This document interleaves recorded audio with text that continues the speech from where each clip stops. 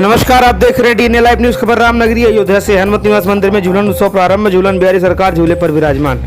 श्रावण मास की भक्ति भावनाओं के बीच रामनगरी अयोध्या में झूलन उत्सव चरम पर है। अयोध्या के प्रमुख मठ मंदिरों में भगवान झूलन बिहारी सरकार पारंपरिक झूले पर विराजमान हो चुके हैं। इसी क्रम में हनुमत निवास मंदिर में झूलन उत्सव का शुभारंभ आचार्य प्रख्यात साहित्यकार एवं चिंतक महंत मिथिलेश नंदनी जी महाराज के संयोजन में श्रद्धा और भव्यता के साथ हुआ।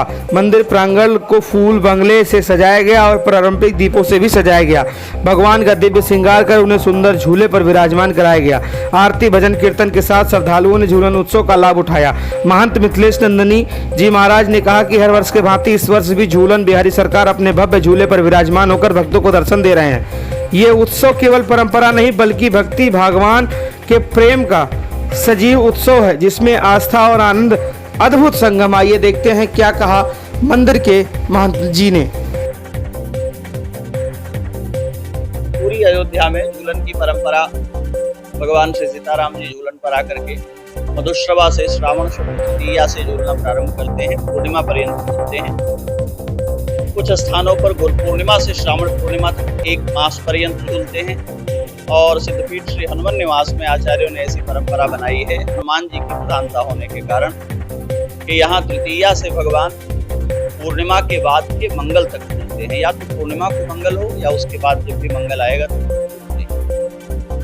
लीला की विशेष प्रधानता है। गोस्वामी जी महाराज ने श्री गीतावली में कौशलपुरी सुहावनी सरिसरयू के तीर पद रचते हुए अयोध्या का जो झूलनोत्सव है उस पूरी लीला का बहुत सुंदर निरूपण किया है। सिद्धपीठ श्री हनुमान निवास में हमारे श्री महाराज जी के समय से ये परंपरा रही है कि झूला में भगवान दंड को दंडपाणी श्री लखनलाल जी महाराज और श्री किशोरी जी विराजते हैं। और पूज्य स्वामी श्री गोमतीदास जी महाराज के जो उपास्य हनुमान जी महाराज जी विराजते हैं। लेकिन लीला के लिए, संवाद के लिए और रसिकों के भक्तों के विशेष आनंद के लिए झूला में कई प्रकार के संवाद के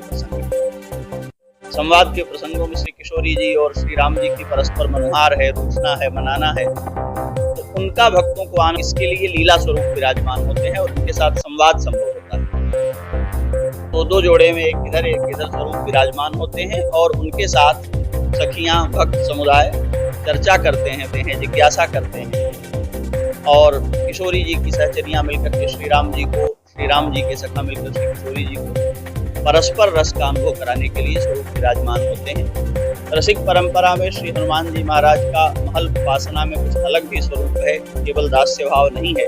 श्री चारुशीला जी के रूप में उनका ध्यान किया गया है। और भगवान श्री सीताराम जी की अंतरंग सेवा में श्री हनुमान जी महाराज श्री रघुनाथ जी की सेवा करते हैं श्री चारुशीला जी होकर के, और श्री किशोरी जी की सेवा करते हैं श्री प्रसादा सखी। तो उनका सखी का रूप भी हमारे यहाँ भावना में है। और संबंध दीक्षा में महल उपासना में श्री हनुमान जी महाराज उस भाव से भी प्रिया प्रीतम को लाड चढ़ाते हैं, सब प्रकार से उनकी सेवा करते हैं। झूला सर्वत्र होता है।